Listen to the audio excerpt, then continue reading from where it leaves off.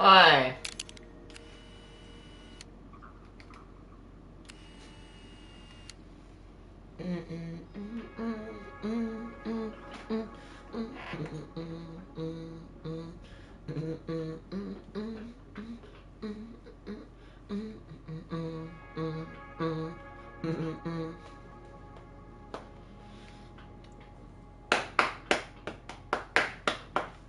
Okay.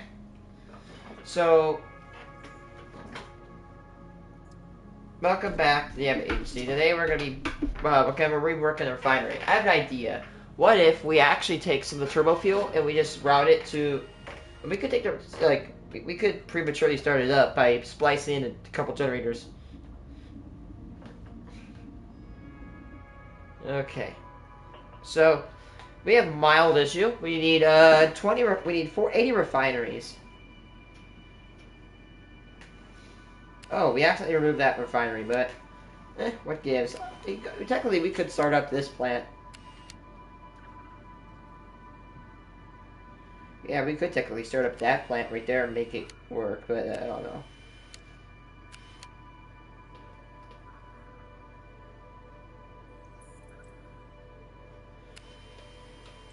I'm gonna take a picture of this. That way, if I ever go eat dinner, I can go and look at this picture. Okay, let's look at this. 1, 2, 3, 4, 5, 6, 7, 8. 8 of them can fit. If I do them spaced like that, I can take a 3x8 tile and fit 5 of them. Also, one thing I could do is I could just, just push this bad boy out. I might make the generator units over here.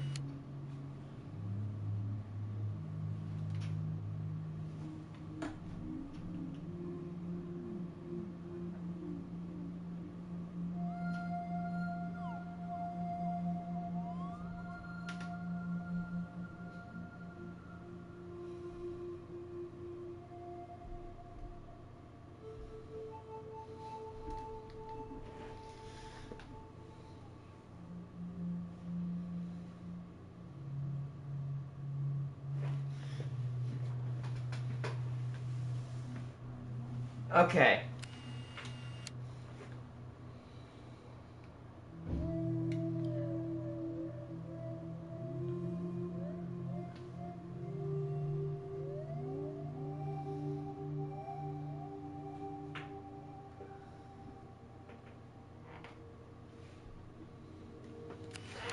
Okay, so I need to get 80 of them.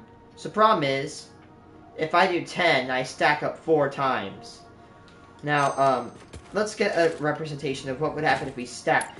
We could stack it 4 times, but that, in my opinion, is what we like to call ludicrous. So, I think we've already established 1, 2, 3, 4. These blocks are 4 tiles tall. So if we go here, and we build this right here, yes, they literally even out. Hello, viewer. How much one of my fans? It's not. Who cares? Because I like having new fans. Alright, so my question. I mean, maybe I could do cheese. So, is there a point where the chimney clip? Oh yeah, no it doesn't.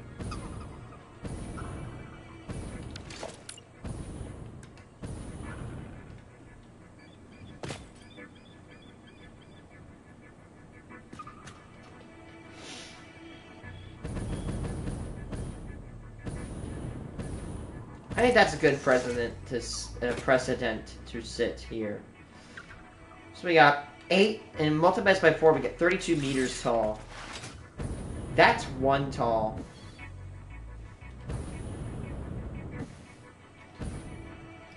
If I do 20 per layer, then it's gonna result in me the tower being that tall. And by the way, I want to put unpackers on top of said turbo fuel facility, so I really want to be careful with what I do here.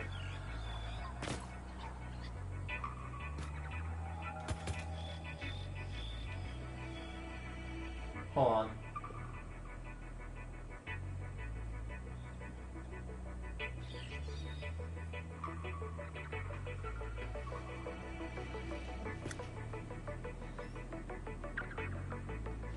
Okay, I'm on 2 sides right now. 1, continue this tower. Or 2, pause on it and develop generator units. I say I probably should continue on this tower and start. Anyway, that's what I was doing. The refinery. So just chip out this tower. So by the way, when I say tower, we're gonna build a giant complex of refineries like this. And we're gonna pump the oil all the way to the top. Let's say it's 32 meters. So we're gonna have like 2 Mark II pumps. 2 Mark II pumps to get it all the way to the top. Which it'll take a total about 48 megawatts to pump that all the way to the top. But here's the thing. Once it gets to the top, it's gonna trickle down. I call this system TDRS, Trickle Down Refinement System. All you gotta do is spend that good amount, decent. I mean, 48 megawatts is not a lot compared to what this facility will probably produce. But this facility will then pump all that fluid all the way to the top, and then once it gets to the top, it will trickle down throughout the system to the bottom. Oh, shit. Oh, wait, never mind. I'm about to say, oh, crap, do we have to build over here? No, we don't. Boo! I love it. My shepherd, I guess, can't howl, so that's what he does. He goes, boo! I love him. He's so adorable.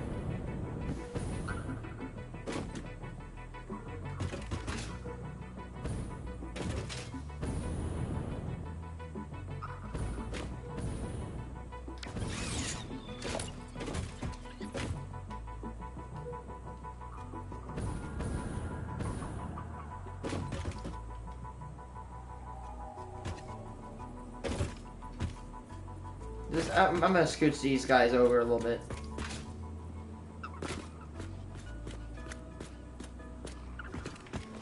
Alright, so another thing I've established is that, put this ladder. Yeah, put that ladder, like, right there.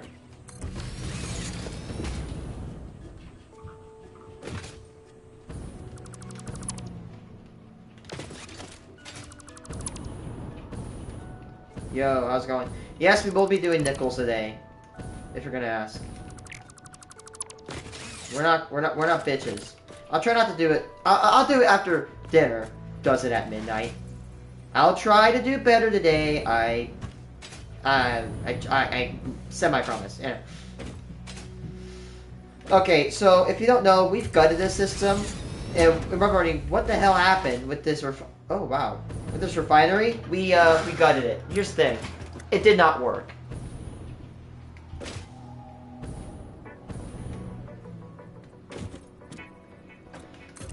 And I'm sorry, I have to make a political joke here. Because just like, just like Mitch McConnell a couple months ago, it just doesn't work sometimes and it stalls. I'm sorry, I do that. Okay, today we're going to be doing...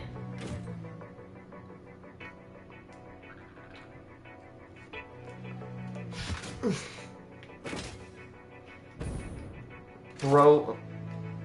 oh my gosh, you know what I'm thinking about in my head? You know the sounds that the internet modems used to make back in like the early 2000s? That's what I'm thinking about. Oh, I'm such an asshole. I'm a douchebag. Yup. God.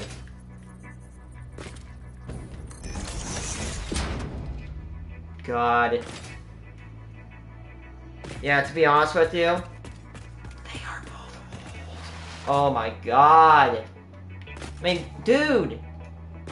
When's the last time either of the last 3 presidents touched a iPhone? I'm not talking about the iPhone 1. I'm talking about actual like a 7. Wait a second.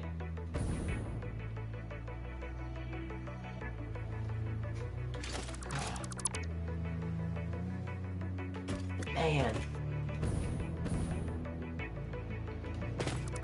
I'm saying this for both parties. Stop electing people over the age of, like, 60, please. I mean, I retract. Make a cap on, like, 70. There we go. That's fair. My grandpa's 60 and he's pretty smart. He's a pretty good cookie. But dude...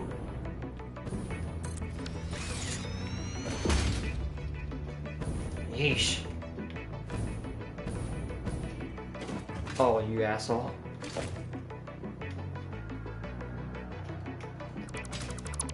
I mean, please, come on!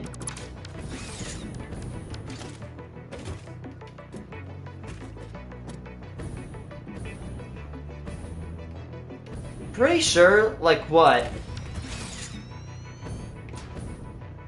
We keep getting leaders born in the same age bracket.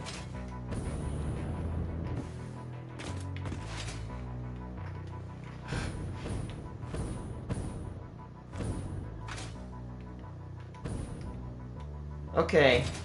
So, again, check this out. So, if you don't know, I'm going for here. I'm building a system called a trickle-down refinement system. Pump all the oil to the top and let it trickle down through a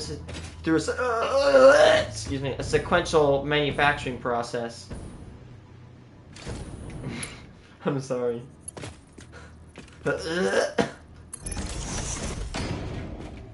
Simple. Take a water tower. Yes, you have to put energy into pumping the water to the very top. But here's the great thing about the water tower. Once it's at the top of that tower, the pressure of gravity, or the gravity, helps increase pressure by pulling the water down the pipe, and you don't have to pump it. As long as you are below a water tower's line, you can get serviced by it. By sacrificing energy to build a pump, or sacrificing energy to pump the water to the very top of said water tower, water does not need to be pumped at all. Say, here's the thing. If I have water at the top of this hill, I can pump it I can literally have it just drain down here. No pumps required. Even if, like, I'm pretty sure if it goes down, like this, it will still pump. As long as the end of the line is not above the water line of the tower.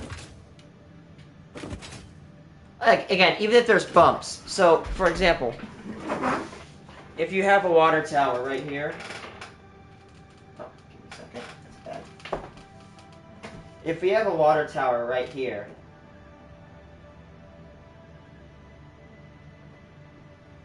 Right? We have a water tower right here. And we have this hilly terrain, right? It can essentially service everybody below this dotted line. Everything below here can be serviced by the water tower. The pipe can go down here, up, and over here, and it will still get you water. The pipe can weave through these hills, it'll still give you water. Think about this. If we take a pipe that is in the shape of a U, right? If you put water at the bottom of that pipe, it will push up at the other end. You probably get where I'm going here. Again, a water tower can service everything below it. However, the liquid that comes out of these is reset. It doesn't. I could start this space station and run all that oil down to here. When it comes out of this pipe as a product, it's only got 10 meters of rise. That's it. No more. Oh, I can live with that. It's only got 10 meters of rise. But that doesn't matter because when the byproduct comes off of the end of the top 2 levels, it's going to go down, not up. So we don't need to pump. But you might be wondering, oh, well, don't you need to pump up here? No. Because guess what? The things that... rice or rice? What do you mean rise or rice? Oh, it's because I'm stupid, Bubble. Rise. Rise. By the way, I apologize to every one of my viewers. I talk very fast and I mumble. Please, do not be afraid to say, hey, stop mumbling like a jackass. Please tell me, because I need to make myself coherent. That's because I'm excited. Okay. So anyway, here's the thing. When all that product... Okay, so I should visualize this. Introducing the Abbott Agency trickle-down refinement system.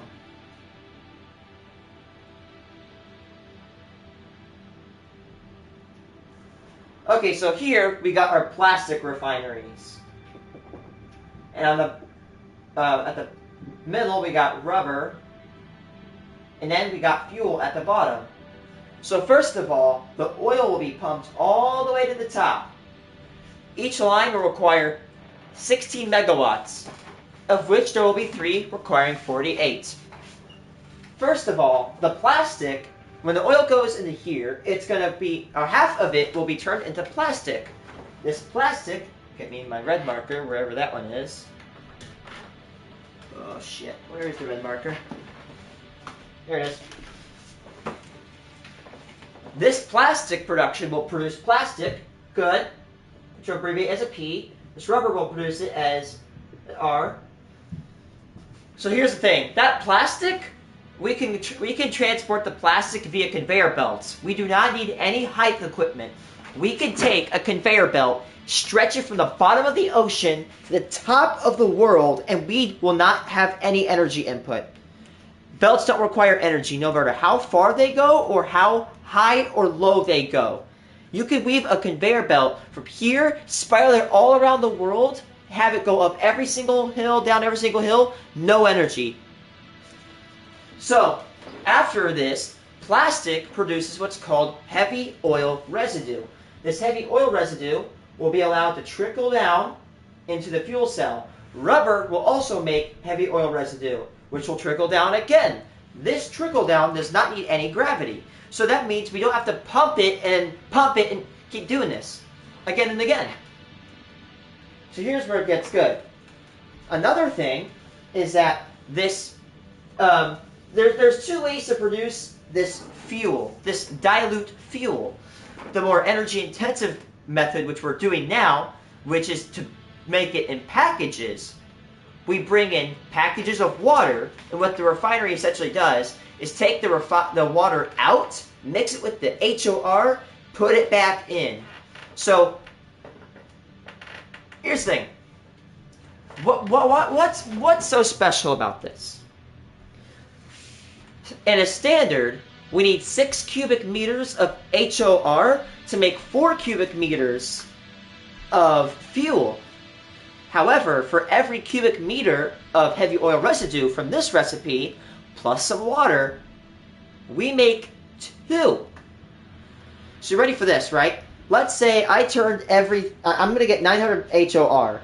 Instead of getting 600 cubic meters of fuel, we're going to get 1,800. And if you take oil, the supply of oil, split it, half of it into plastic, the other half into rubber, you will get the same amount of fuel as oil you put in. So every cubic meter of oil equals 1 cubic meter of fuel if you split half. However, you can get more fuel than oil if you do all rubber. You could actually get a better recipe if you just used... You can actually get a lot more energy if we built this or did that method, but no. But here's the thing about the packaged fuel. You ready for this? Here's the genius of this idea. That packages don't need pumped. So, we will run the fuel into... We're going to run that packaged fuel into another system. Ready for this? That makes turbo fuel, which we will abbreviate TF. Now, all we got to do is take a conveyor belt lift system and lift the fuel all the way to the top where it will trickle down another thing. And possibly, we could even put generators. We could also put generators at the bottom of the refineries, meaning that when it comes off the refinery, it could trickle down into the generators, meaning minimal pumps. If we burnt this fuel right now, it would produce 22,000 megawatts. That's how much fuel we would be generating. But if we turn it into turbo fuel, we will be generating 50,000 megawatts, a net of roughly 40. Remember, we were generating 8.7 gigawatts. We're going to turn that, if we're right, we will turn that 8.7 into 40. That is a substantial amount of plastic and rubber a minute. We'll go from producing 390 rubber/plastic a minute to 600. 600 plastic a minute. And you want to hear the better thing about that? We can produce all that and over 5 times the power yield with the same supply. That's right, we do not need to put any more fuel or any more oil into this system than we need. So this is the fuel cell, which we need to go by and keep putting this stuff in.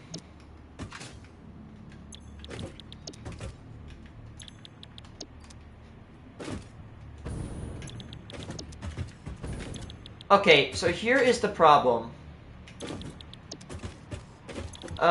We do need to figure out how much fuel to put in, how much, we're going to need to balance our system out. And the problem is, apparently, I've been alerted to an invisible buffer in the game that when you load in, it deletes said buffer of fluid. Not this buffer, but like an invisible buffer in the machines. We need to find a way to, we need to get around that. So, how do we do so? Well, by putting buffers at the end. If we fill these buffers, and if we turn off the system, then it'll store enough HOR to last 8 minutes offline. Which is good. These buffers should hopefully... Oh, you know what the great thing about these buffers are? Is that they are below the generators, or the refineries at the top. So that means, and if you know exactly what I'm about to say, then you'll know exactly what I'm about to say, which is well, duh, if you know what I'm going to say, you're going to know what I'm going to say. That's the stupidest thing I've ever said. Duh. Anyway, so, that means that these, buffers will fill completely because they're below the supply line of the refineries. And here's the thing, I should have done this with this refinery to begin with, is stacking. We do not have a lot of horizontal space. We do have a lot of vertical space, however. So we're going to need to do what we did on this floor 2 more times. We're going to build the pipes to that, and then we're going to do this 2 more times. Hopefully, we can get the nickels searched, and also we can hopefully get the, we're going to hopefully get the, refinery tower built. Now, here's the thing. I'm going to pause building this, and I'm going to experiment on new generator cells. If possible, I need to attempt to actually, I'm going to attempt to build the turbo fuel refineries above the level of the generators. I could pump it up, but here's the thing I'm starting to learn. The least amount of piping we can use, the better. Honestly, here's the thing. I feel like my system would have been perfect, but the biggest issue about it is that, it's perfectly balanced, and if it deletes the buffer of fuel, then it makes like a bubble. Here's the thing. If we only use if we only burn half our turbo fuel that we're making, we're gonna get 20 gigawatts, which is still way better than the first plant. So even if we make a less efficient system, we're gonna be doing some good business. Okay, let's get to work. So this is the fuel line. This is the output line. We do not need it for the packaged fuel. We do not need this. Yeah, so we're going to be producing solid. So this recipe calls for a solid input and a solid input, a solid input and a liquid input to a solid output. So goes liquid HOR and packaged boxes. Well, technically it's a liquid. Water goes in as a liquid, but it's packaged. This will cost us extra energy. But, nonetheless, it will be still pretty good to have, because even though this system costs us more energy than we need, or than we would like, we're still going to get net energy. I mathed this out, and it essentially means that we're going to get a lot of extra energy. Here's the thing. In my opinion, I'm not a pro in this game. I am not a pro. But here's what I'm going to say. Energy is your biggest concern. You cannot do anything in this game unless you have the power and energy to do it. You can't, you can't run a giant gigafactory if you don't have the power to literally do it. You need energy. It is not up for discussion.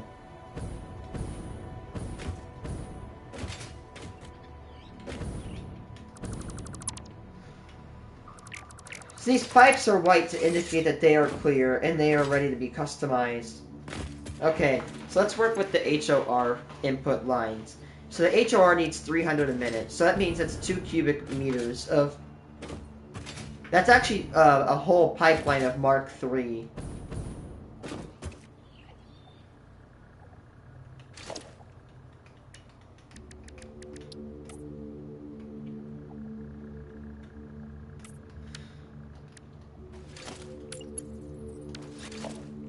I'm gonna get the clean pipeline.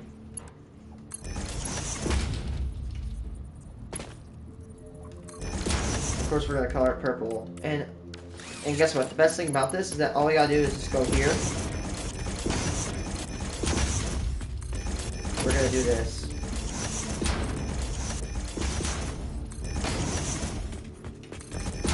The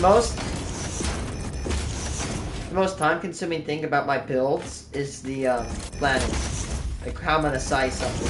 And I can plan it as in like, oh, like I need this many refineries. I just need to, you know, say, hey,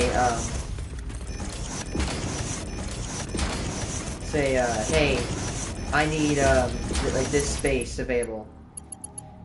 This is a little bit cramped, but it's the price to pay for automation. My other system was cramped.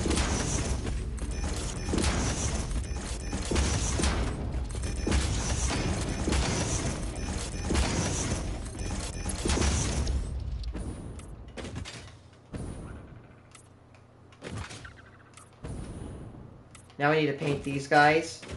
And don't worry, I actually enjoy painting these. If you think this is bad, it's better than having us literally, like, nudge them into position. That would take us about 15 minutes to do for all this. All we gotta do is go around and take, like, 2 minutes, and we can paint them all, and that's it. Again, we are using, blueprints, and we're gonna put these pieces together into one large, beautiful piece.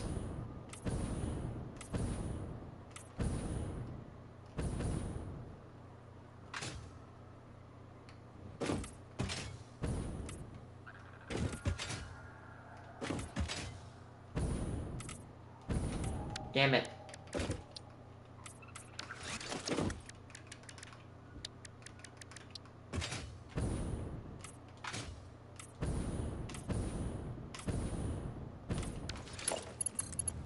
Cool. I probably will build supports for these, but I think I'm gonna wait till my system is good.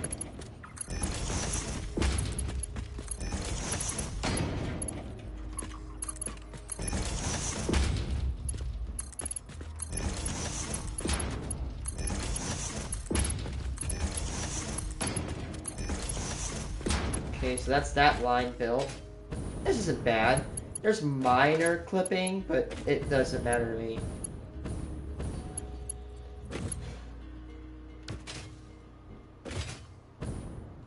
Wow, I think we produce only 450 cubic meters of HOR a minute. When we get done, it'll produce 900. But the thing is that we can actually get, again, we get more plastic, more fuel, more plastic, more power, more rubber. That is a win-win-win scenario. And I do mean win-win-win because it's winning on all three axes. However, the big con about this is going to be very big.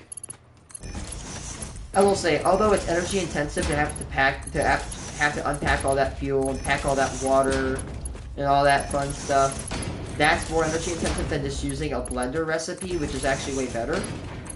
There is a pro. The con is, again, we use energy that we could actually be saving with the blender. The pro is we could actually completely bypass some of the head lift requirements.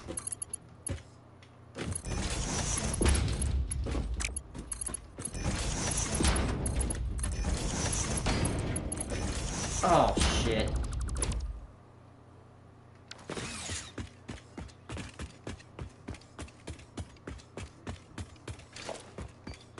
Yep. We tore apart a lot of our refinery today.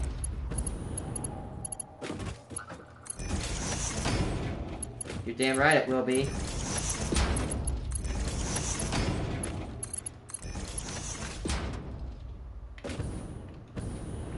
Okay, but I'm wondering. By the way, if you were wondering, wow, we just tore down all of our system. Yes, we did. Oh yeah, right. These pipes aren't aligned.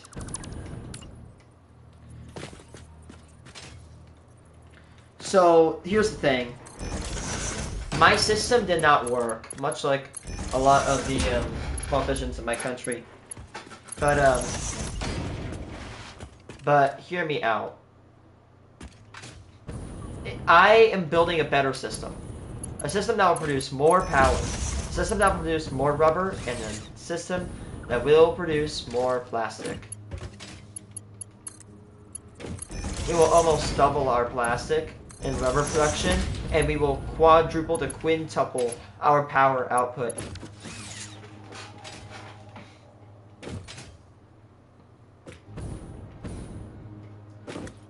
You go eat rice/rice. I don't eat rice, I'm too picky. Yes, you can tear me a new ass. I don't eat rice. I'm sorry, Chad. I'm sorry. Alright, second thing we need to do is we're gonna manage the output. Now we're gonna produce about 300 fuel a minute per line. 300 cans of that stuff per line. So we're gonna have 6 lines. Oh, we accidentally deleted something here. No problem.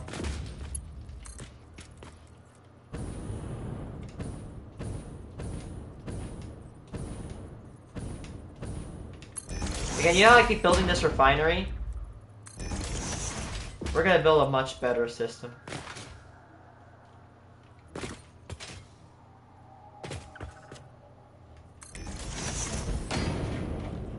Again, so I call this the TDRS. Trickle-down refinement system. This system is very, very special.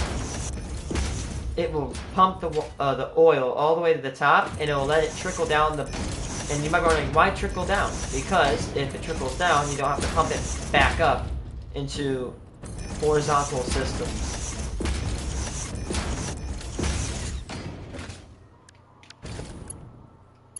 Now we just gotta go get some of these belts here, which needs the oh yeah, we're gonna run out of these bad boys, but no problem. We can go back to base and go get more. I built a human cannon to shoot us back and forth between the base.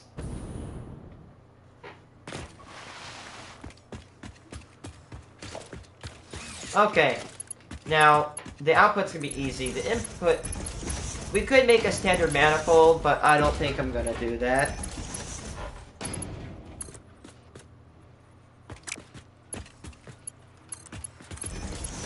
Okay.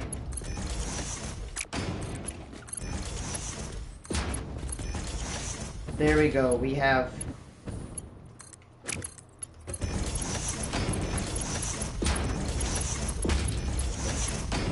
that system. We're gonna build the belts. I might build them all. I might combine them all. Actually, we probably should get that out of the way.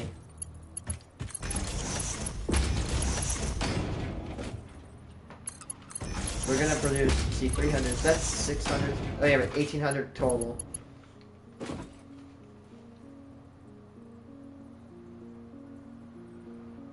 Divided by 480 is 3.75. So we can condense these down into a minimum of 4 belts.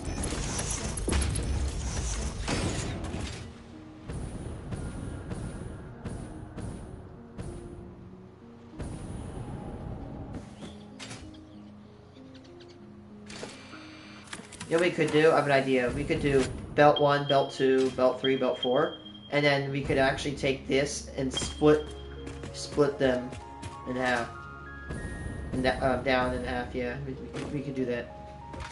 That's 300, and half 300 is 150. So we could add 450 is see 450, 900, 450, 900, 900 plus 900 is 1,800. That's perfect math. Yes. Yes, sir, yes, sir, yes.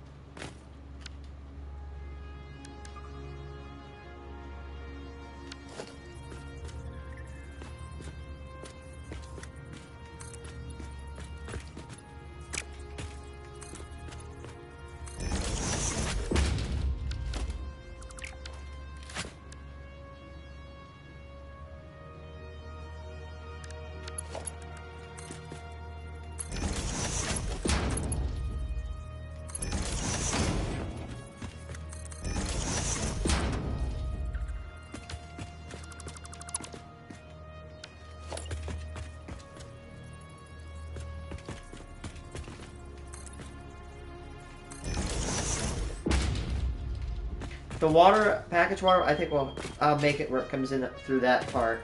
I will say, the con about the system, well, I should say a con and pro about the system is the height of the refineries. Yes, they're big and unwieldy, but here's the great thing about them. They make a lot of airspace I can exploit to actually get belts in and out of this system.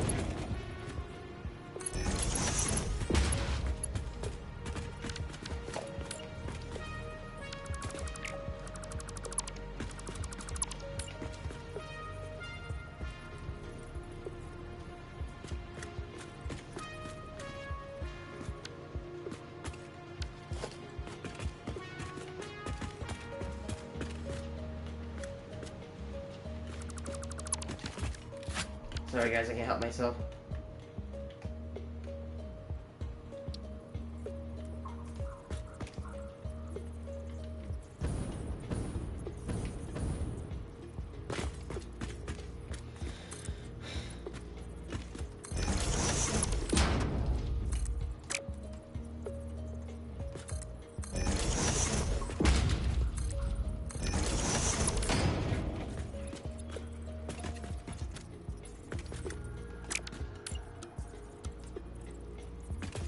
Okay.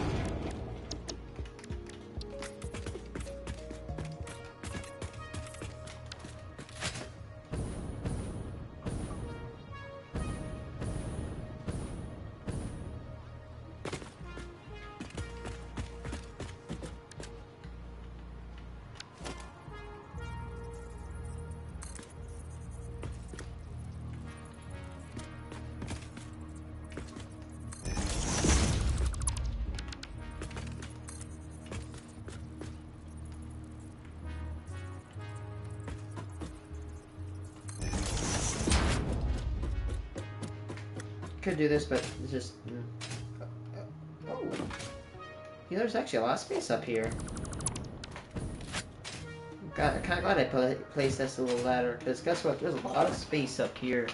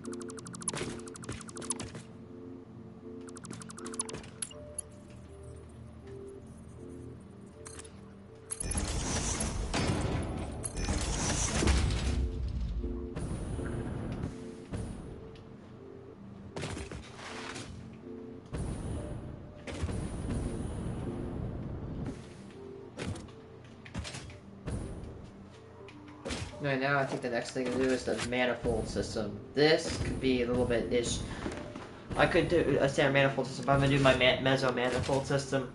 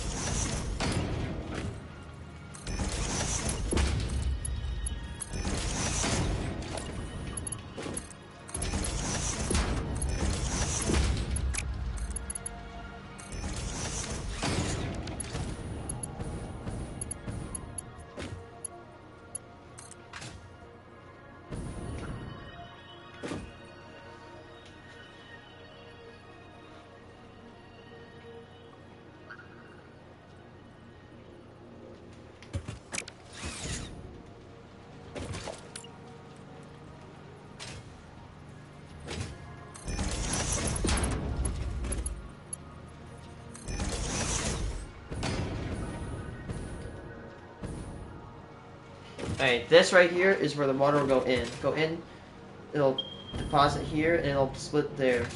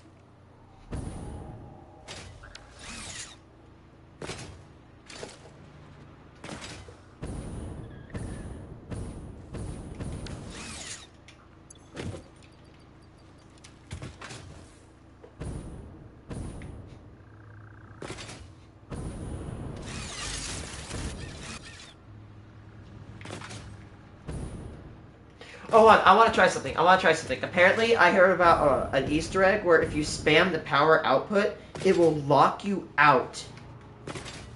It will just lock you out. Let me try it.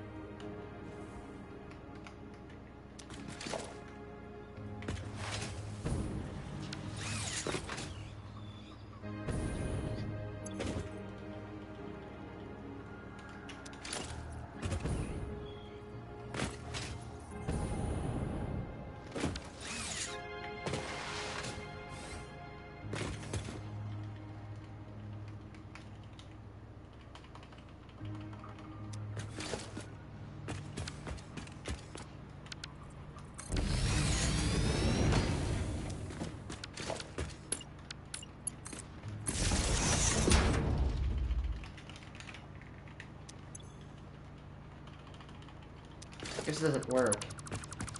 Did they remove the Easter egg? That would suck. That would suck.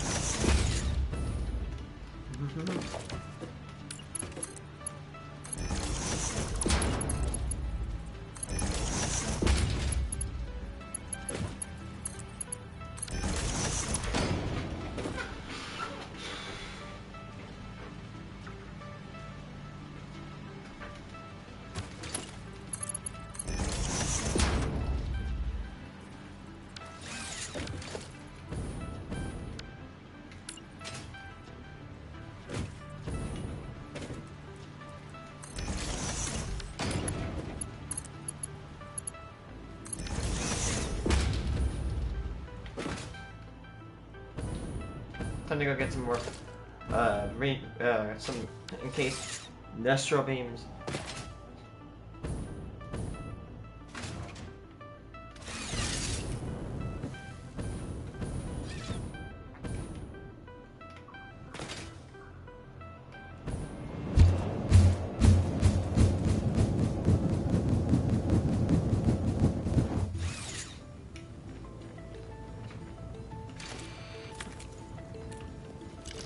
Airstrike incoming!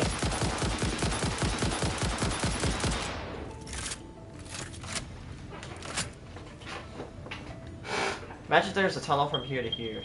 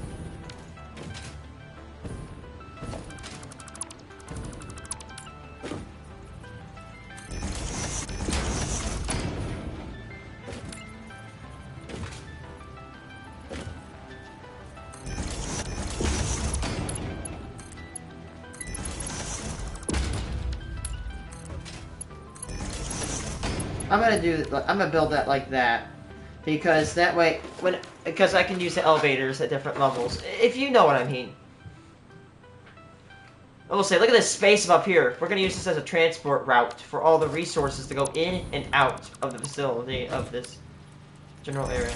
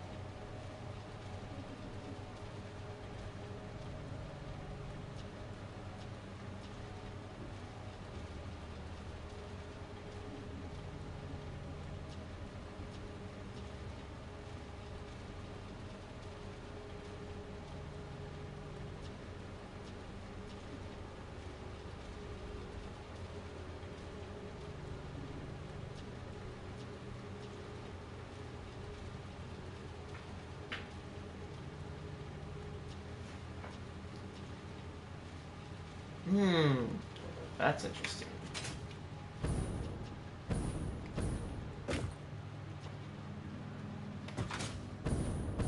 That's interesting. Okay, I'm sorry if I have to be political, but I can think about this. Ever since this whole Venezuela thing, I thought about one thing. Didn't our president say he was going to keep peace? Say, I'm gonna be a peacetime president. Here's where it gets interesting. Don't you? I feel like a lot of his members were like, "Oh yeah, let's do it. No more foreign wars, no more cultural." And then after Venezuela, they're like, "Yeah." I searched up. Do cult members often change their beliefs when the leader's beliefs change? It says yes. And AI sums up. It says yes. Cult members often change their beliefs when leaders shift them. As leaders exert significant control, demanding loyalty and shaping members' realities, but this isn't always immediate or universal, with some members experiencing cognitive dissonance. And again, if you don't know, cognitive dissonance is I'm going to vastly oversimplify it. Like, for example, let's say, you are a Christian and you're getting evidence that maybe your religion is wrong in your eyes, but you still want to be a Christian. That's cognitive dissonance. So it's basically a phenomena in the human mind where beliefs will basically conflict with each other. And it can cause mild distress because you don't know which beliefs to believe in. So I feel like there is a lot of cognitive dissonance with the cult around our current president. And yes, I'm going to call it a cult because, well, what do cults do? They exert their... Here's what cults do. My idea is right. Your idea needs to be what mine is. Those guys, they don't have the correct idea. We do. Cults often sell a solution. No matter the cost, moral, bankruptcy, or whatever. They will always sell a solution to be the most superior to anybody else. They often demand complete control, separating people from their families. Now, with, of course, the mega cult, I don't believe this separation is physical, more mental. Separating their, their thinking skills, for lack of better words. Basically, making it where the leader thinks for them, and when you think for somebody else, you may see an inability to want to think for yourself. What I'm saying here is that if you have someone think for you, then what's most likely going to happen is you're not going to think for yourself. You need to have a system of, of thought. And you need to have what's called critical thinking. Because if you don't have critical thinking, then what are you? A slave to a cult.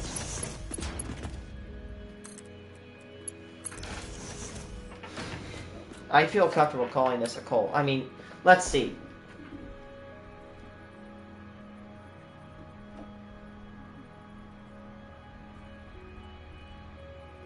What makes a cult? Authoritarian structure, centered around a charismatic leader or ideology, demanding intense loyalty, discouraging dissent, isolating members, and using manipulative control tactics like thought reform to exploit them for the group's benefits, often with the usual beliefs and an us versus them mentality. Let's think about that. Think about that for a second. Us versus them. If you are in the MAGA cult, who's the enemy? The liberals, the transgender people, the immigrants, the communists, the socialists. They're the enemy. They're trying to get you. And if you do, well, guess what? The country's going to go to shit. You're going to be a slave. You're going to be hurt. They're going to take your rights away. Do you want that to happen to you? And therefore, with these ideas planted inside the head of the person, they become twisted, corrupted, mended, or I shouldn't say mended, but bent to the will of the leader of said cult. These ideas fester and rot at the psyche. And then, after a while, they ferment into authoritarianism. I mean, hey, we've seen multiple political cults, like the Ike, we like Ike cult and the Reaganist cult, you know, if you really think about it. The key takeaway is that a cult does not encourage self-thinking. It encourages us versus them. They are the enemy. They want you to be hurt. Yada, yada, yada, yada, yada, yada.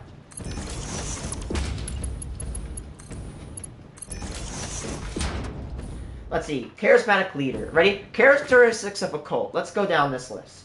Charismatic leader. Check. Control manipulation. High pressure recruitment. Coercive persuasion, brainwashing, and detailed rules dictating members' thoughts. You could say, oh, if you join this, you know, of course, the MAGA cult, you know, the 2020 election was fake. Every Dem is a scammer. And, you know, all this fun shit that you always hear from your Facebook uncle who doesn't know how to get off of the platform. You know exactly what I'm talking about.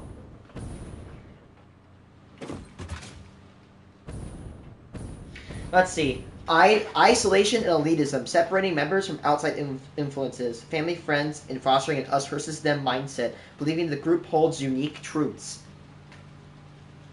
God, that is scary to read and compared to Trump's base.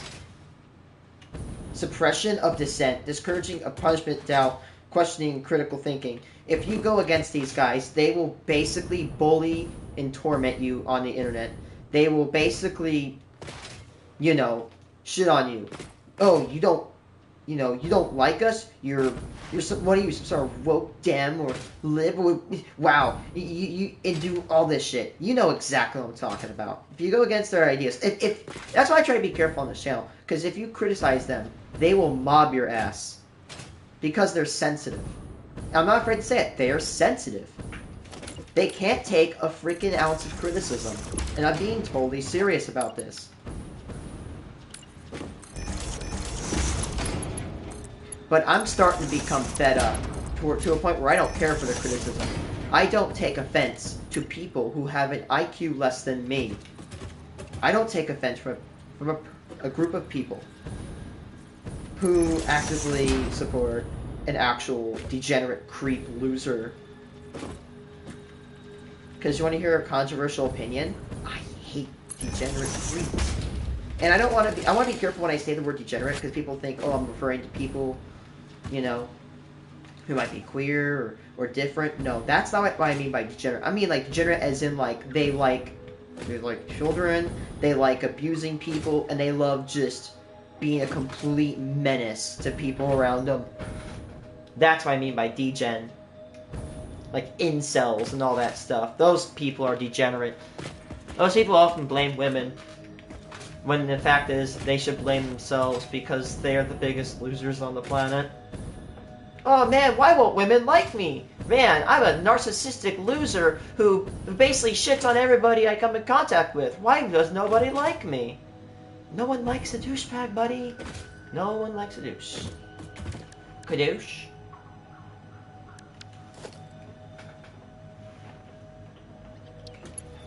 Let's see. Exploitation. Economic, sexual, or labor exploitation of members for the leader's benefit, even if it harms the members. And unusual beliefs and practices, holding extreme or unorthodox religious, spiritual, or philosophical views and rituals through cults, though cults also can be secular, i.e. political self-help.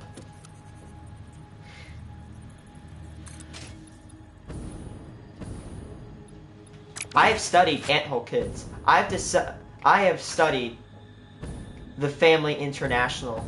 I have delved in and researched some of the most degenerate, disgusting cults I've ever heard about. Again, Anthill Kids. God, what was that stupid asshole's name? Freaking... Oh man, he's like one of the most infamous that guy is like one of the, it's like the most wow,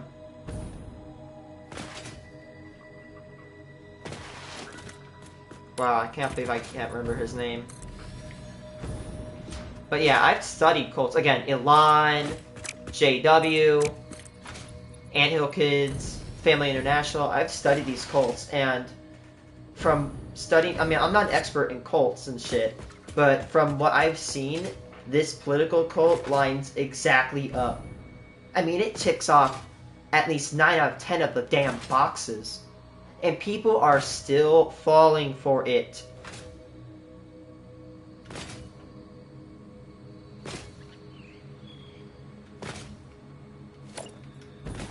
It's a disgusting thing to behold. Again, let me make myself blatantly clear. Why do I not support this administration? Because, one, they have made cuts, although they have undone them. They have made cuts to the National Weather Service. Why do I hate them, even though they brought back those cuts? Because the cuts to the National Weather Service killed people.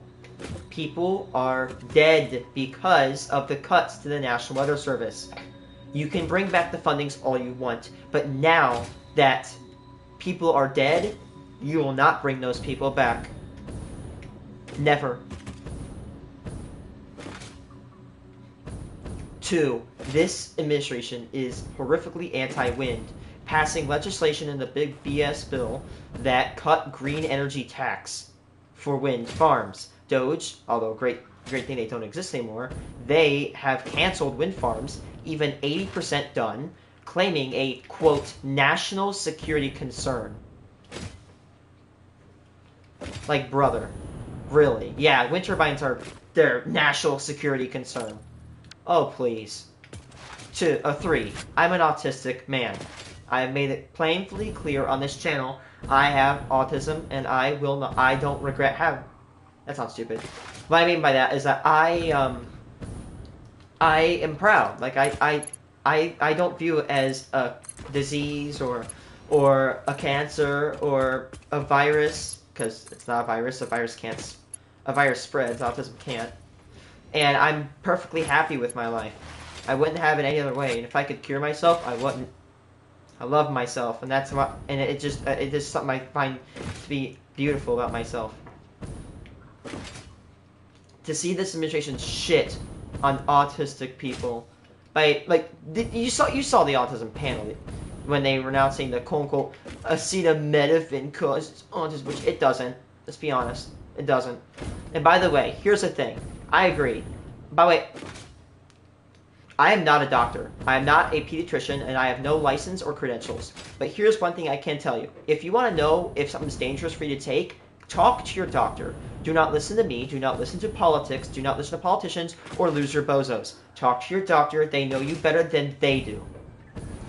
I have no credentials, and neither do politicians, around medical stuff. No, not even RFK. RFK is stupid. Side note, I hate this stupid, conspiracy. Oh, we're trying to get rid of, fluoride in the water. Do you know why we add fluoride to water, you jackass? It's because it reduces the chance of cavities in children. When we put fluoride in the water at safe levels, it reduced the amount of cavities in children by at least, 60%? Do you know how sucky cavities are?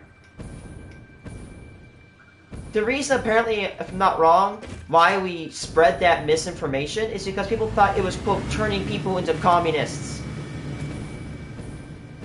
Yes. Complete and utter bullshit lies.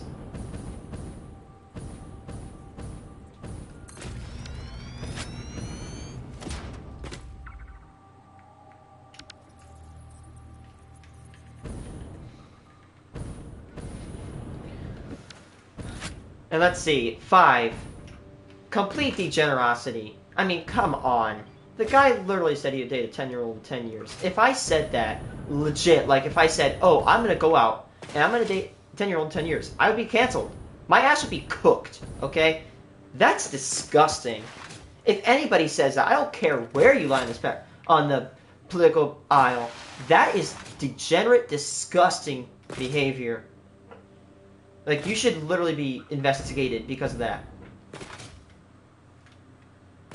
That's not even including the Epstein shit and the time that he bragged about walking in the changing rooms. These assholes always claim, oh, we need to keep men out of women's bathroom. You know what we need? We need to keep? We need to keep creepy old dudes out of changing rooms. Is what we need to freaking do. That is disgusting. A man like him sickens me to my stomach. I don't care if he was a Republican or a Democrat or whatever. I don't care. I'm an independent, and if he was dependent, I would still shame him, because that is disgusting behavior that I do not condone. Because unlike him, I have morals and standards.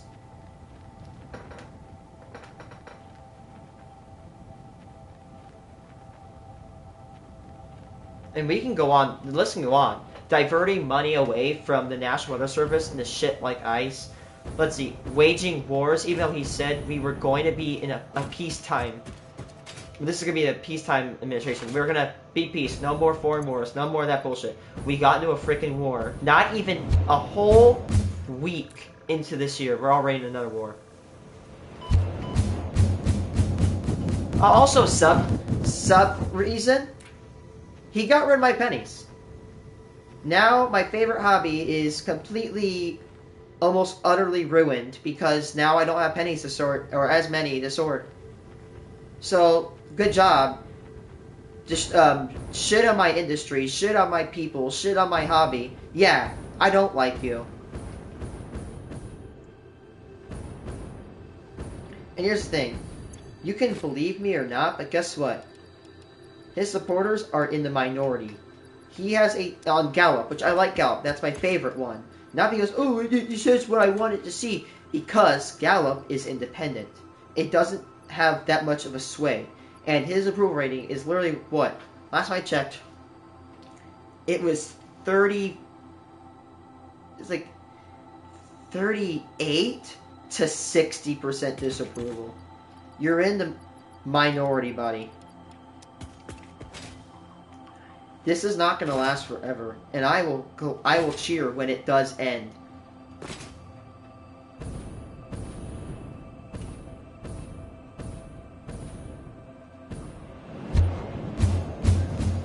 And I talk to my parents, like, they're like, oh, he's not anti-win. I'm like, bro, in the Department of he literally pre-truthed an anti-wind sentiment about eagles. Man, all the eagles are dying in the wind turbines. Huh, you know what? Guess what? Do you know where eagles live?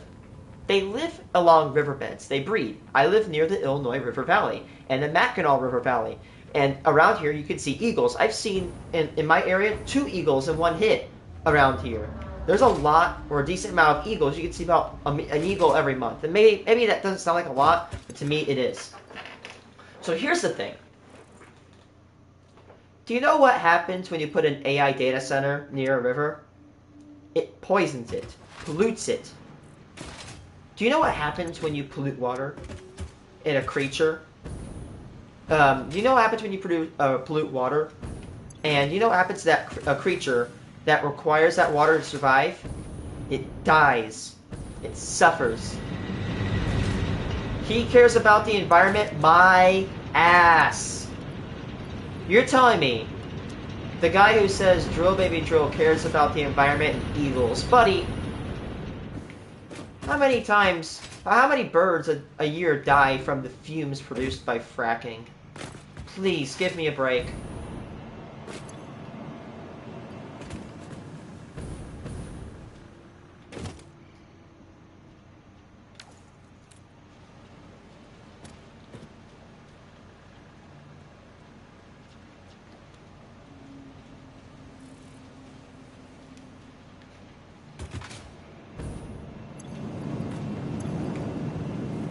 Motors.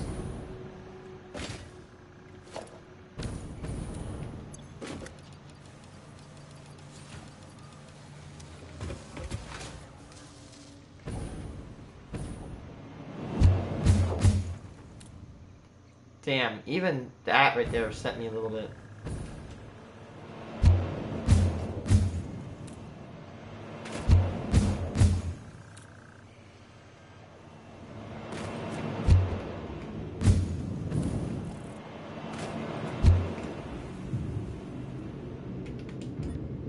Here we go.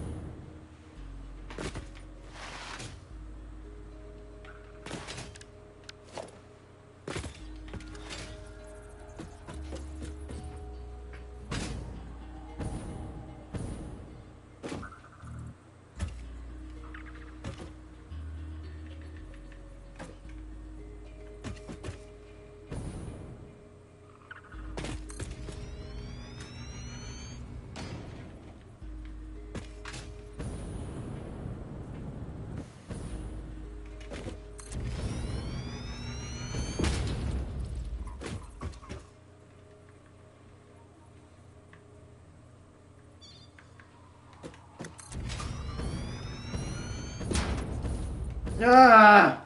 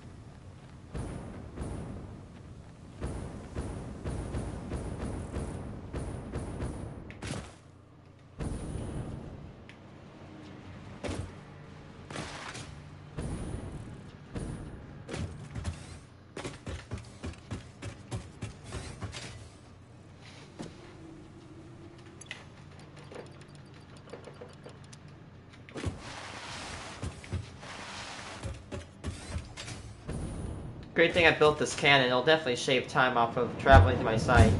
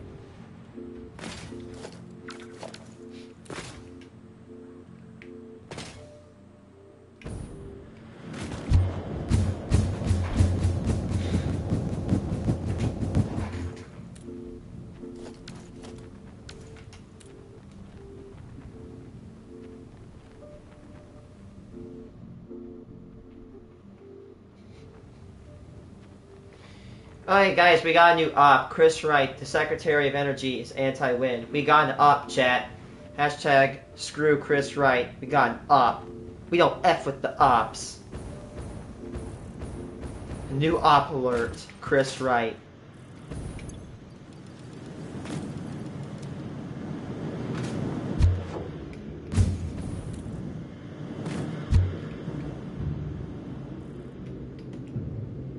He is a former fossil fuel executive and prominent critic of policies aiming at curbing climate change. Oh, wow, you suck.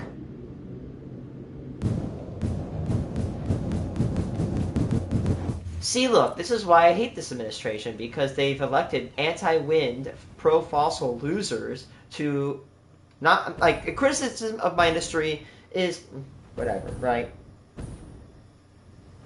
I don't care about criticism. It's action that hurts my industry. You see, that's the lies of this administration. They say they want more jobs, but they're anti-wind. Man, we want new jobs, American jobs! Hey, so can we like build a wind farm? That way we can get permanent jobs on these wind jobs. No! Like, bro, wind jobs are the best.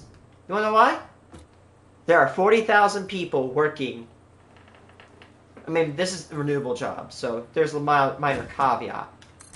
But there are 40,000 coal-fired plant jobs. Do you know how many jobs, including wind, solar, and renewable technology there are? 3 million. Let me check that.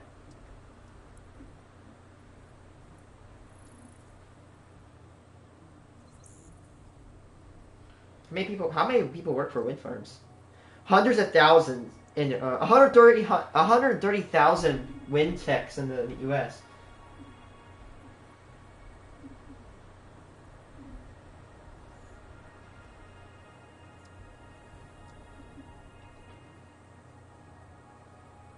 $40,000 to $60,000. Okay, so for anybody who is anti-wind because of this administration and is wanting jobs, I'm going to tell you this. According to, U.S. figures, there are 40,000 to 60,000 people running coal plants. There are 150,000 wind turbine techs. That's a lot of jobs. So if you want jobs, go wind. And you know what the great thing about wind jobs are? You can't ship them overseas. Like a wind turbine techs, you cannot ship those jobs overseas. You can ship the manufacturing of wind turbines, yes. But here's the thing. Once those wind turbines are there, they're working. Those techs are there. So for everybody who criticizes wind, but also wants jobs, there you go. You're welcome. Want jobs? Go wind. That's not even, I mean, I'm not the biggest fan of solar, but hey, I bet you solar probably employs probably like another 50,000.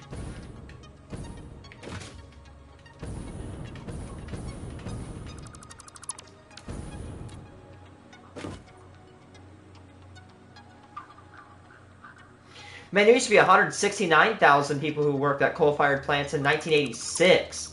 Now it's down to 60,000.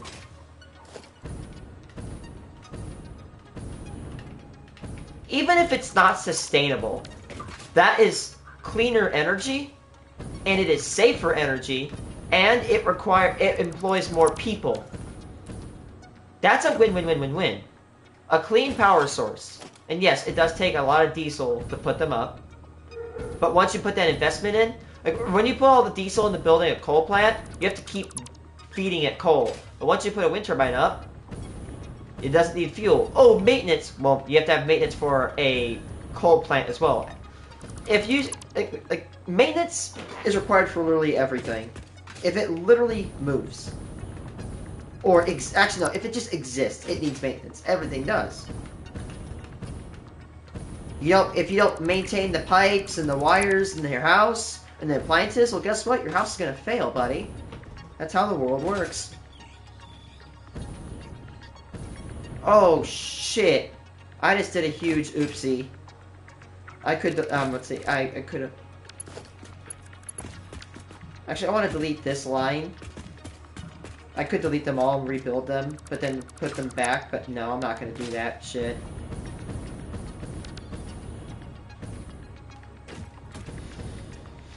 But it's so cringy every time I see this whining from everybody. For all the anti-wind people, they're like, oh my gosh, they are, they're just a train wreck. Bruh, it gives us jobs. Quit whining. Just quit whining. Man up.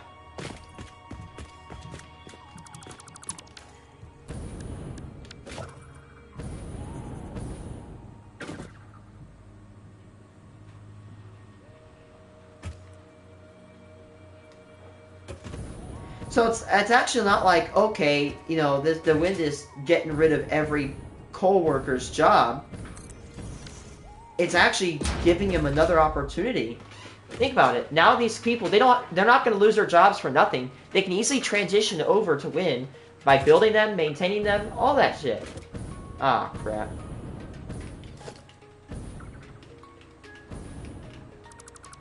It's perfect. Did you know that there are 1,000 people employed in building Panther Grove right now? And hey, government, government, come here. Do you know what a lot of jobs mean? Do you know what a lot of jobs mean? That means more money you can use to dump into useless effing wars. Isn't it amazing? That means if you put up wind turbines, that way we the technicians can slave away for you, and then we can make money for you to go bomb innocent civilians across the world. Isn't it great? See, feds, not everything's so bad, isn't it? You could still commit your war crimes, okay.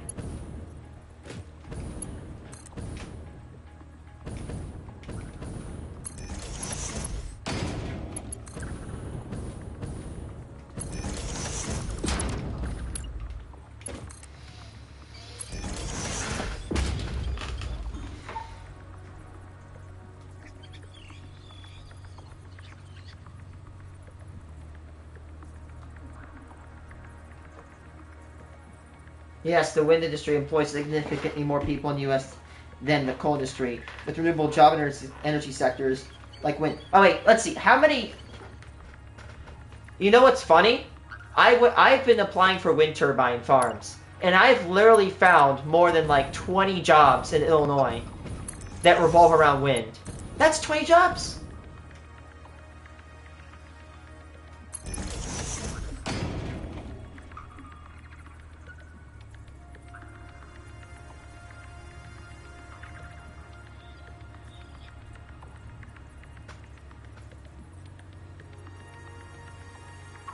Let's see. So, with wind, it looks like it could pay mildly less. So let's see. It ranges from 46,000 to 100,000, over 100,000 annually. I guess 100,000 would probably be like the administrative jobs.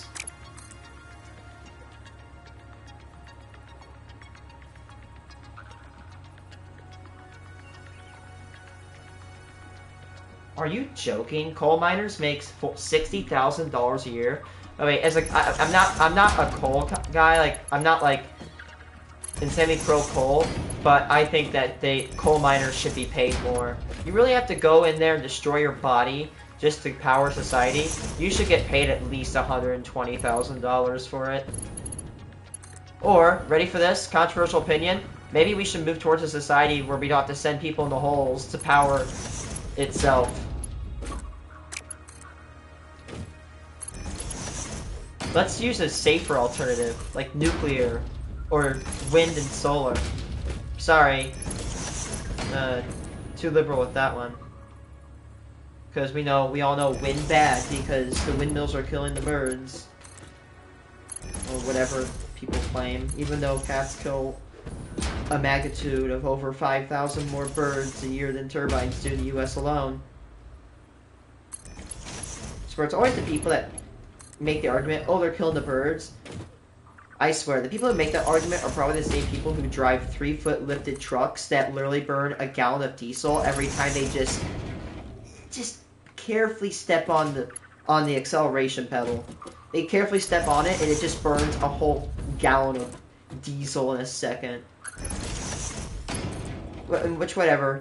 I think you should be able to drive what you want to drive, but you can't criticize wind, for being quote, oh my gosh, it's not purely clean, brother. You probably drive a kitted out F690 Supermax Turbo bitch. Like, bro, please. Like, coke harder.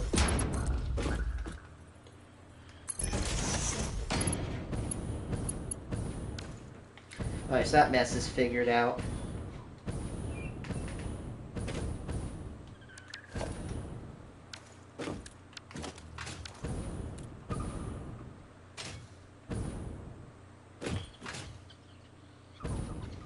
Yeah, we could definitely get this tower done today. I also do have to go get my nickels that I ran through.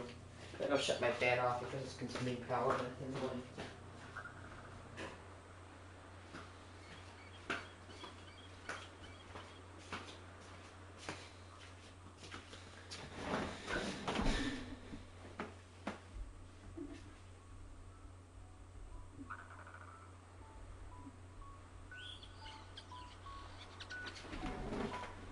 It's so stupid. God, that was a bad voice crack. I'm like, dude, I'm just saying, like, my parents know I'm gonna be a wind technician. I always tell them, like, dude, you elected a guy who is anti-wind. No, he's not. He did against the thought. Bro, let's see. Let's look this up. Who is responsible for electing secretary? For electing the secretary of Energy. Who is responsible for that? The U.S. President nominates the Secretary, but the Senate must confirm. Okay. Making the President and the Senate responsible. So they're both kind of like, you know, in tandem with each other. Cool. So still, it was the President, but halfway, because of course it requires the Senate to vote them in. So, no, I don't respect you. You voted a person who's... Okay, and by the way, if anybody says or it gets, like, salty, let me put this in perspective. For anybody that's criticizing, like, oh, you just, like, criticize the president? Okay, let's say, right? Let's say you're a farmer, right? What if the president and the Senate vote to put in a Secretary of Agriculture, right? I don't think that it...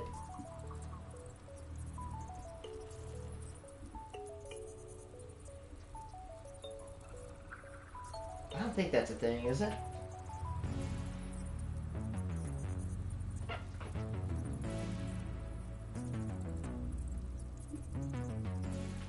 Isn't it in the cabinet? Yes, so the Secretary of Agriculture exists. Okay, let me put this into better terms, right? Let's say the president elects a person. Let's say you're a farmer, right? And they elect the president. The president elects a person into the Secretary of Agriculture, and they say, I'm gonna make tractors twice as expensive. Actually, in my case, let's see. I'm gonna ban the use of this certain combine.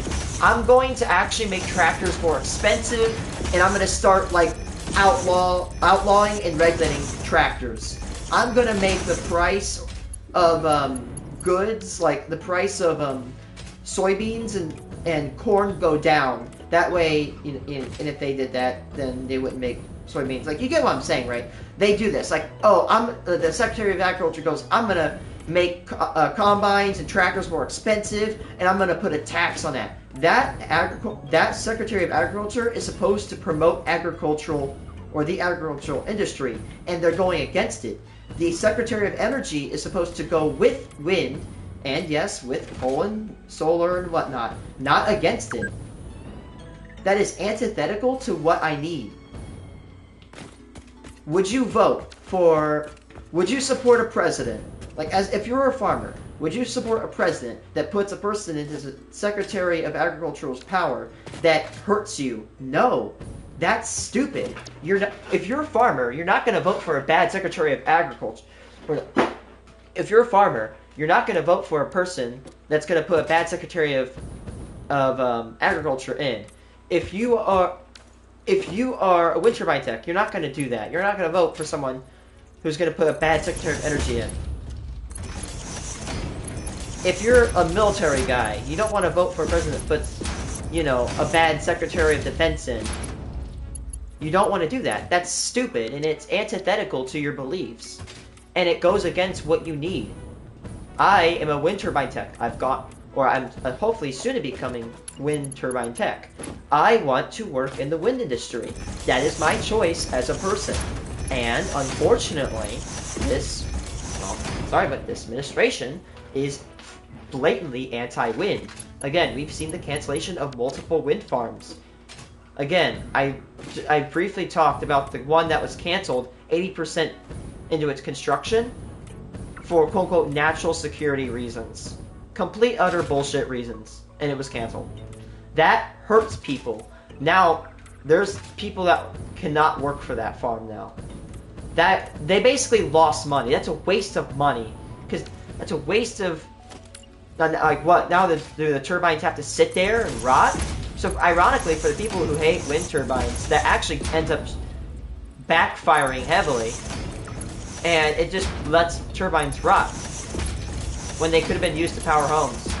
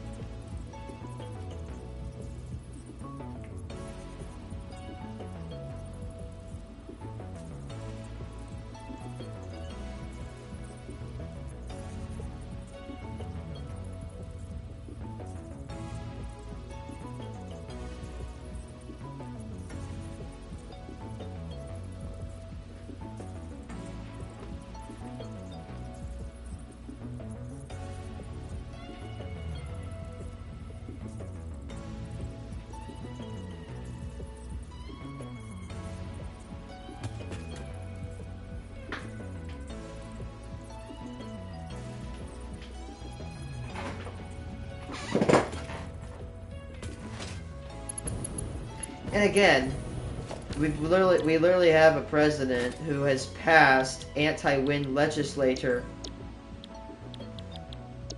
Like, bro, he literally, like, what, on his first week passed anti-wind executive orders? So no, I don't like a guy who hurts my industry. That's hurting my income. Do you know what happens if I can't make money? Then I can't pay my bills. I can't pay my car off.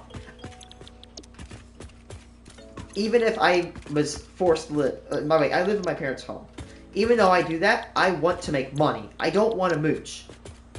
I want to make money for myself because I can spend it on my coins. Again, pay my bills, pay my taxes, and all that shit. Oh, go to another industry then. Yeah, you want me to...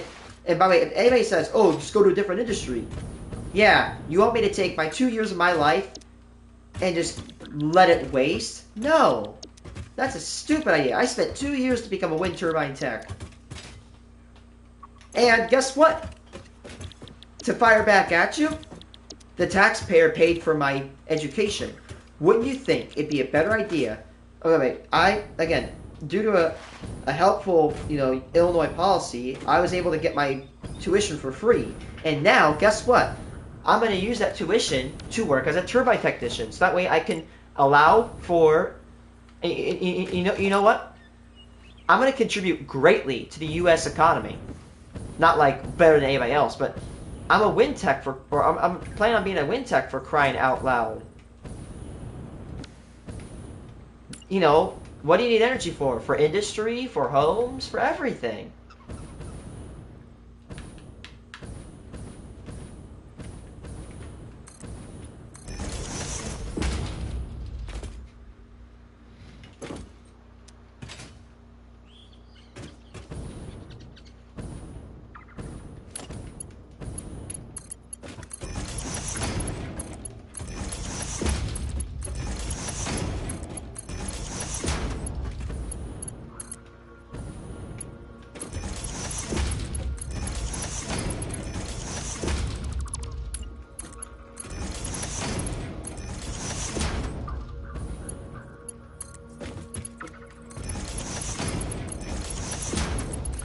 my dad's like, oh my god, the president's not anti-wind.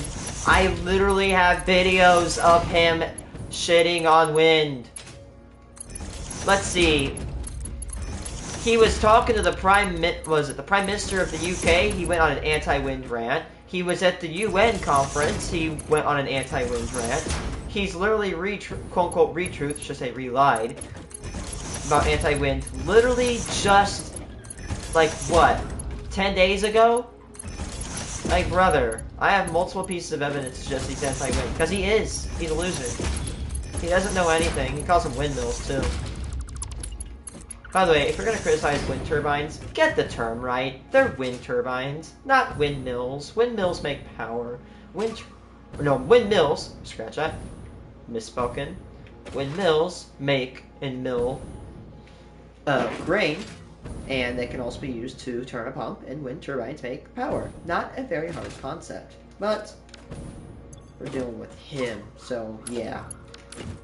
Not really the smartest tool in the shed. Sorry.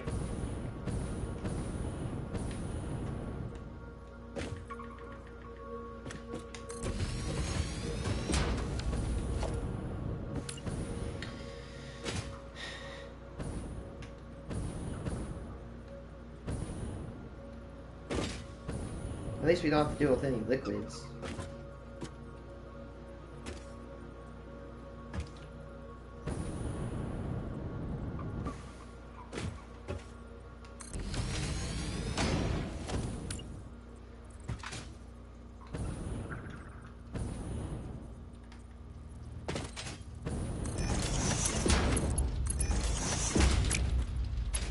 $30 times 5 is, of course, well, 30 times 10, which is this entire row right here, is 300. So we need 150 per branch, and we need 300 total, so we can actually just do that.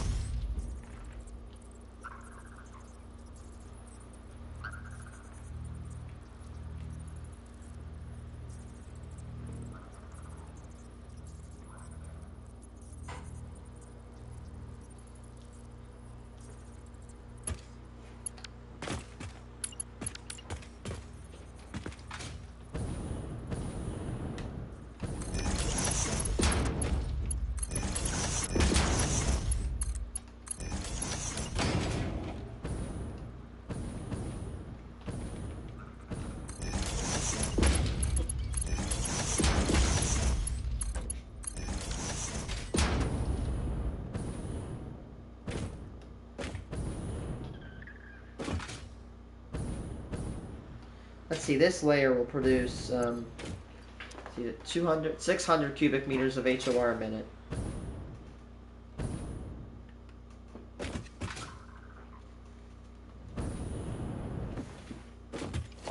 I have a question. Can I put a hole into the bottom and make it go directly there?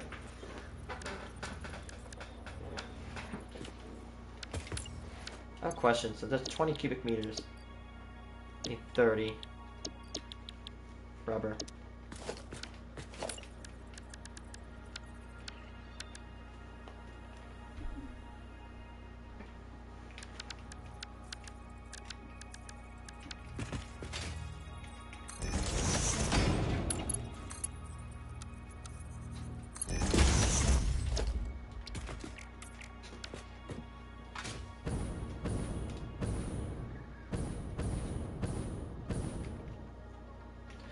You know what I just realized? Guys, you know what I actually just realized? Let's see, rubber makes 20 cubic meters of HOR a minute, and plastic makes 10. 10 plus 20 is 30, and that 30 matches up here. So technically, if I stack a rubber and a plastic on top of each other, combine that HOR from both, I don't think I have to have a distribution network.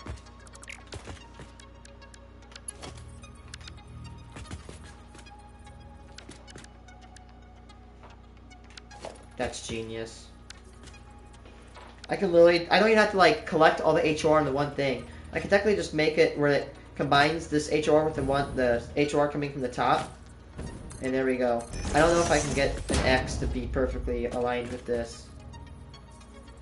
Yeah, it's not going to align that well, isn't it?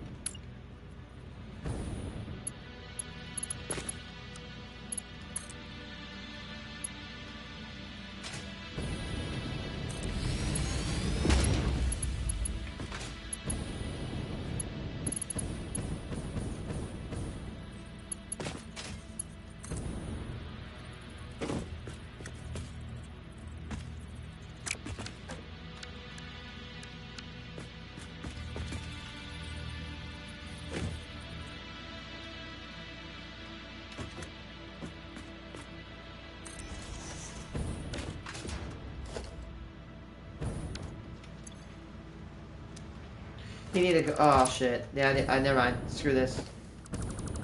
I need to get them down to a system because that way I can get down.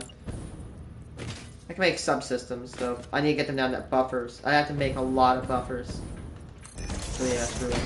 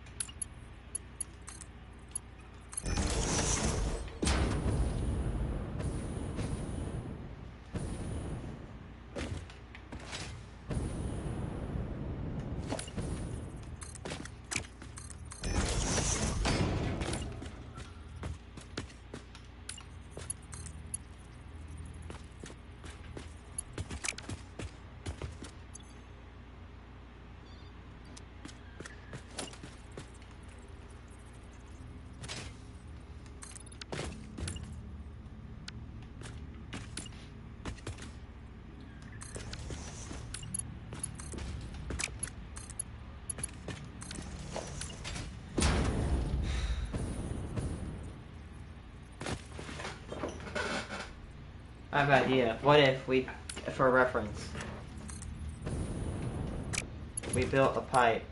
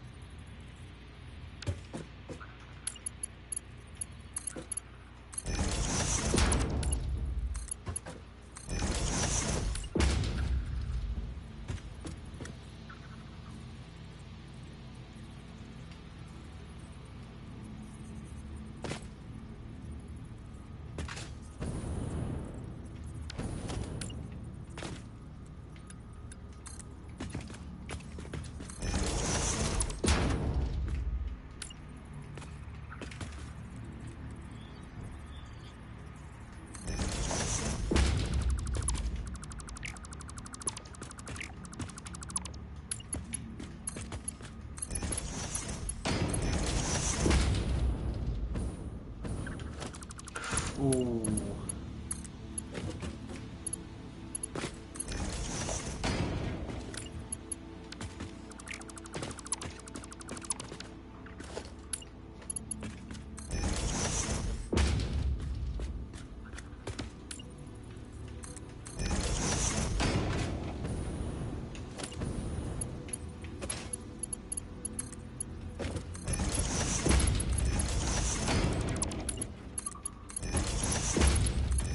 Let's see, so each row of these will produce, like, each, like, segment.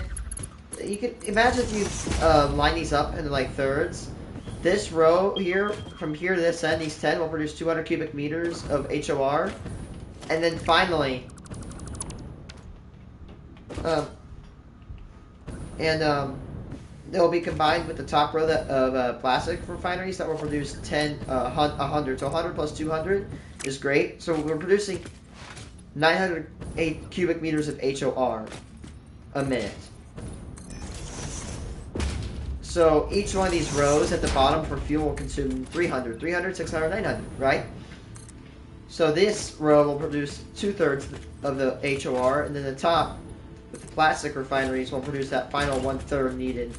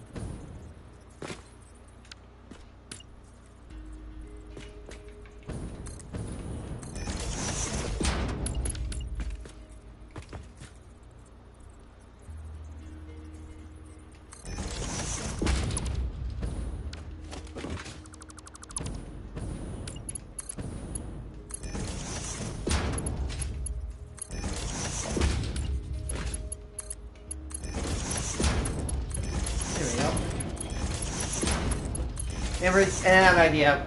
When we do the plastic line, we're gonna come back, we're gonna loop it down and connect to the end of this. So 5 times... Oh no, like... 5... Okay, so 5 times 20 is 100. And 5 times 10 is 50. So 50... 50 plus 100. 150, right? 150 for this side, 150 for that side. Combines to 300.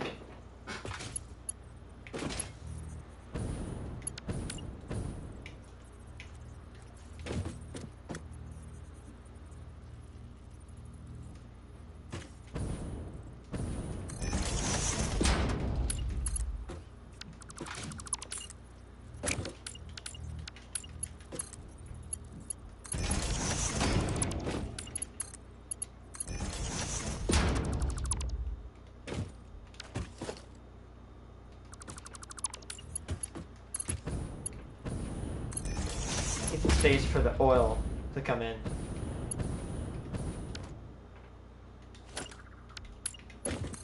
I actually don't think we don't need these if they're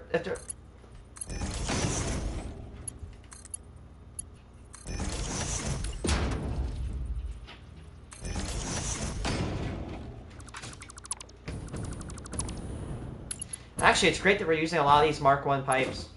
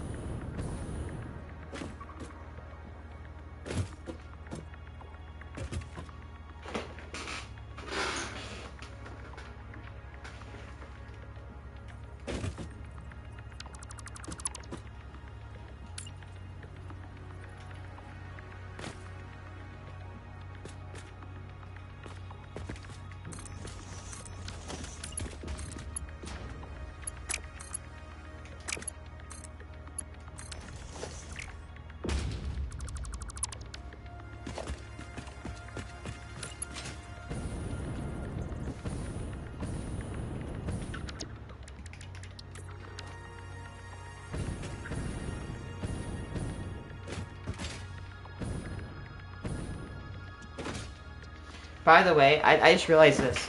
Let's see, so 30, 30.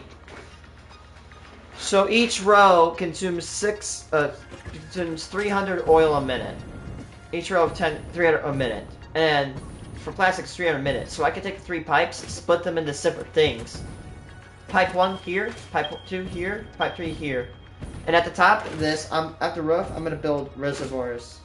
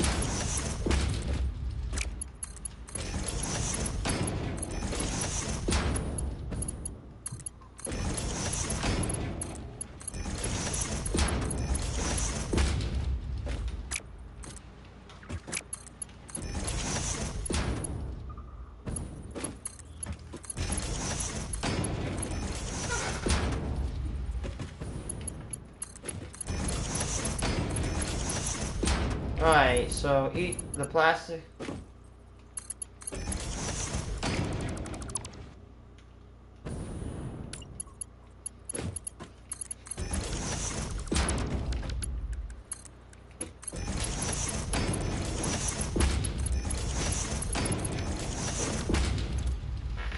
Let's see, so 20 times 15 is 300, if I'm not wrong.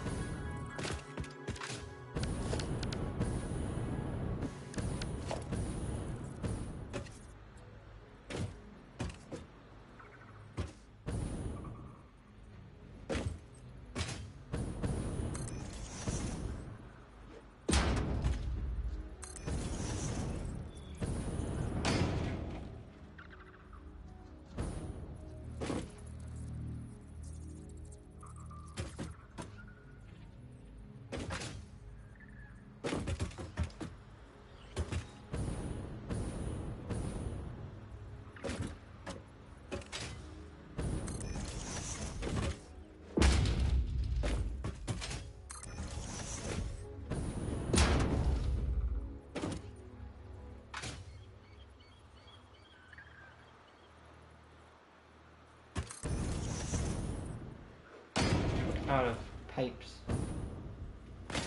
We need motors too.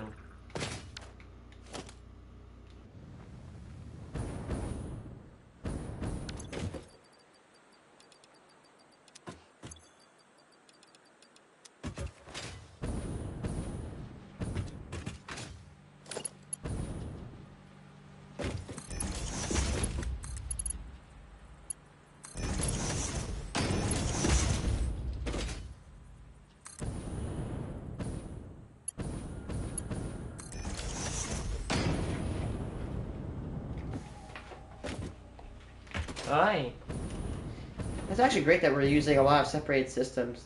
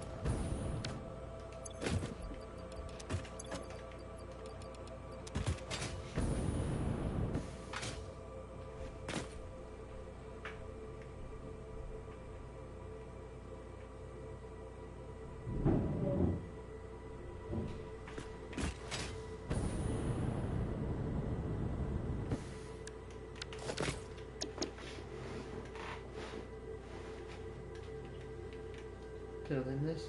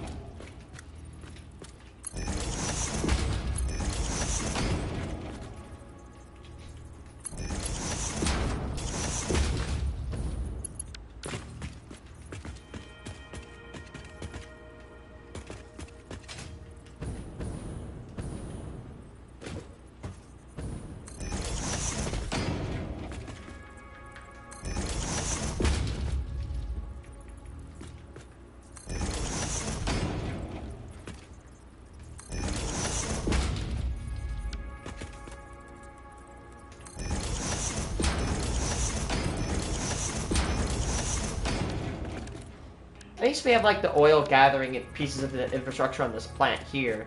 So all we gotta do is just surgically modify, which means cut the old shit out and put some new stuff in.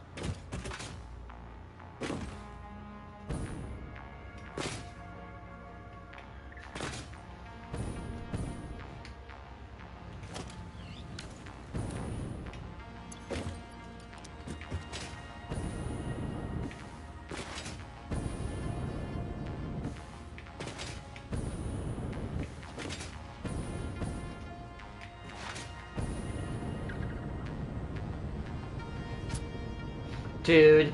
Oh, well look at that. That glitch just helped me out. Pretty nice.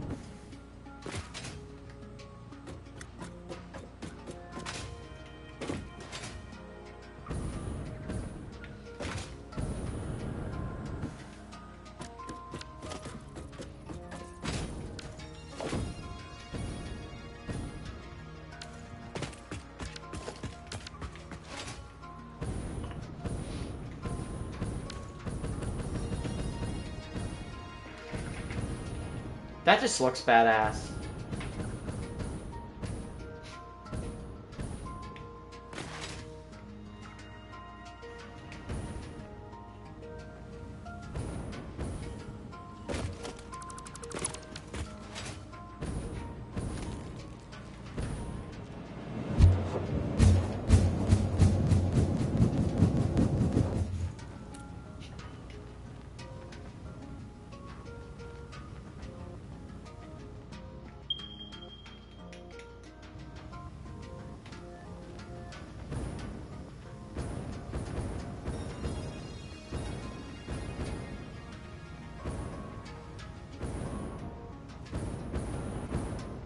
Oops.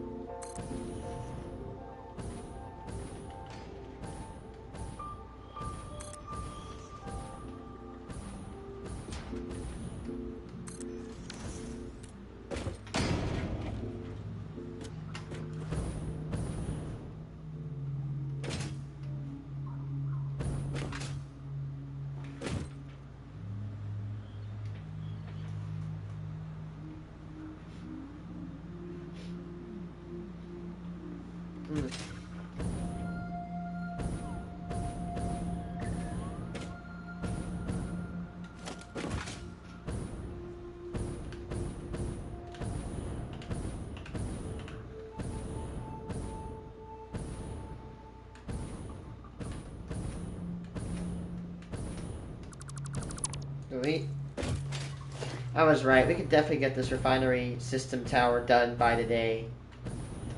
That's actually really good. I will say, then tomorrow we have to work on the generator system, which... The generator system is going to be very, very difficult to work with. 200 generators. But here's the thing. I'm wondering, oh my gosh, 200 generators. How are we ever going to do that? Why? Like, how? Here's the thing. What if one day we could overclock the generators? Because apparently if we use ionized fuel, we might need up to 600 generators, and we could take 200 and multiply it to 2.5. And yeah, you get the gist.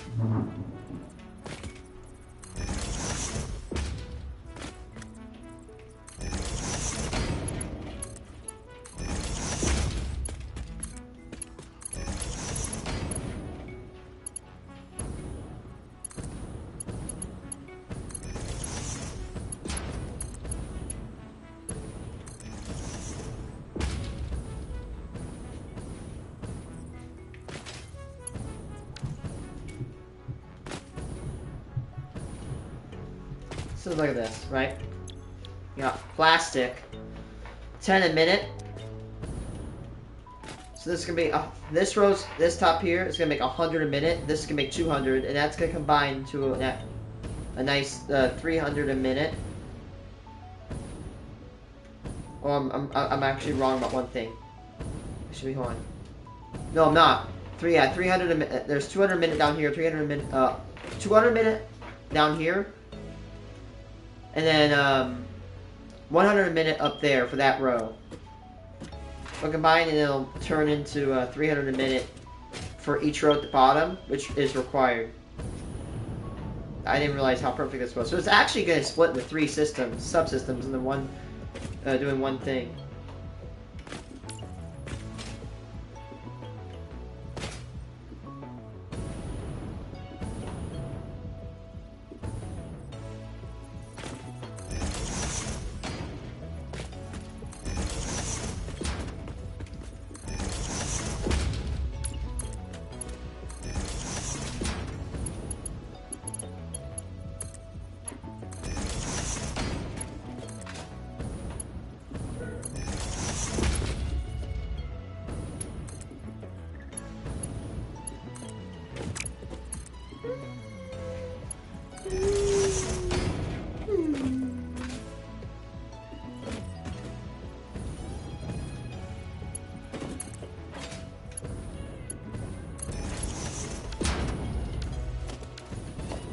We're getting really close to building. I think, honestly, yeah, the generator part's gonna be a pain. I might boot the system up. I definitely should do some test runs.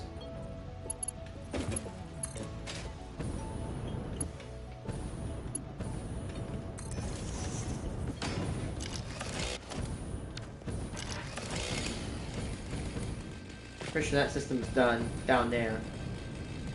Alright, so here's what we're gonna do. I hold the chainsaw and the gun in there.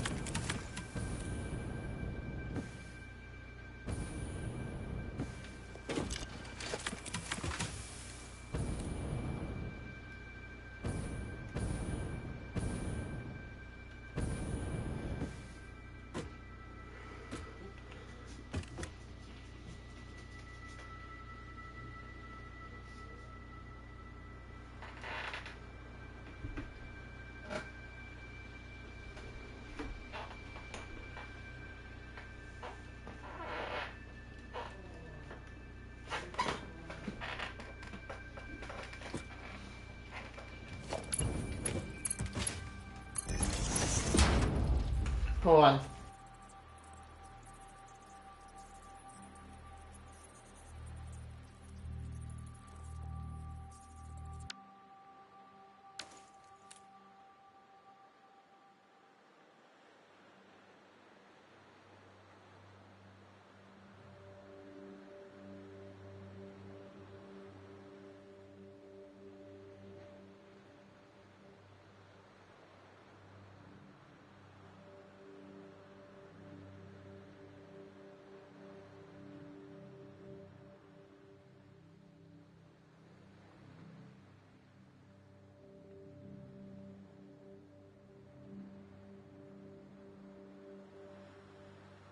You know, okay, alright guys, it's a little bit late. I'm gonna eat my dinner.